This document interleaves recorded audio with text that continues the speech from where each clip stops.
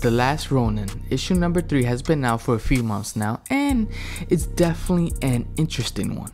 In this issue, we saw the fall of Leo and Casey Jones, and in this video, I'm going to give you my review. And oh yeah, this is gonna be a spoiler review. What up, Geektron here, and if you love the Turtles and 90s and early 2000 related, consider subscribing.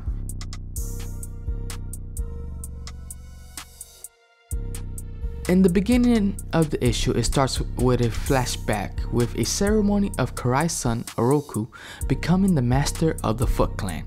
This took place 10 years after the fatal battle that cost Raphael his life and put Karai in a coma. We found out that Master Splinter survived after all because Oroku sent out an invitation for him.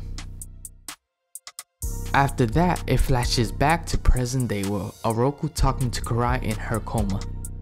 Then he decides to broadcast to the city acting like a god, putting the city under martial law, and if anyone helps the Ronin, they would be killed.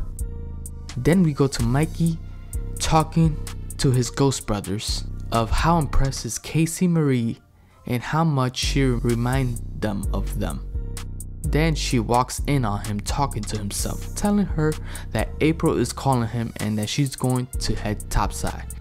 Mikey says it's not a good idea, but she's hard-headed. Mikey heads to April. That's when we see Honeycutt's head, and that's how the last issue ended, as the cliffhanger. April said let's talk, and that's when we get to our next flashback. In this flashback, we get to see the 3 remaining brothers, Honeycutt and Master Splinter, talking and hoping that this peace treaty is legit. And we get to see them splitting up. Donnie and Master Splinter heads to Japan to meet the Foot Clan over there, and the rest of them to meet the Foot Clan in New York. Donnie and Master Splinter heads out, and here's when we get to see Dr. Stockman scheming to get his hands on Honeycutt. He looked like he teamed up with Purple Dragon to set a trap on, but it looked like Foot Clan's robot soldiers attacked them. Then we go to Leo. We see the alarm went off and they see that the Foot Clan are coming at them in all angles. The gang decides to head out, but unfortunately the Foot Clan catches up to them. They ambush Leo. Then we get to see Casey talking to Mikey to get Honeycutt and his wife out of there safely. So they head to a safe room while Leo's slicing and dicing some foot soldiers. Casey stays behind to help Leo fight. Honeycutt says this must be Stockman's doing. He must have found a way to track him. Casey does his Casey things, fights back like a crazy man. Honeycutt gets caught by one of them, but Mikey smashes the foot soldier's head. Stockman gets angry and sends out all his mousers. We get to see Casey Jones using his sledgehammer smashing some heads, and we get to see Mikey staying behind while April and Honeycutt get to safety. We get to see Casey, Leo, and Mikey in a tough spot with a whole bunch of Mouser foot soldiers robots surrounding them. They tell Mikey to head out with April and Honeycutt to safety, and they'll follow behind. That's when we see Honeycutt come out and tell Stockman, I'll self-destruct before I let you harm his friends and imprison him again. And that's when things turns for the worse. And that's when Stockman said, if I can have you, he detonate all the Mousers to explode. The whole building blew up. And that's was the end of Casey and Leo. Wow, what a way to go. Then we flash back to the present and we get to see Casey Marie make it to the surface, and she sees the chaos going on in the city. She runs into her gang, then asks her what's going on, and they told her martial law. She tells everyone to split up and go underground, and she starts to run towards her mom and Mikey so she could warn them.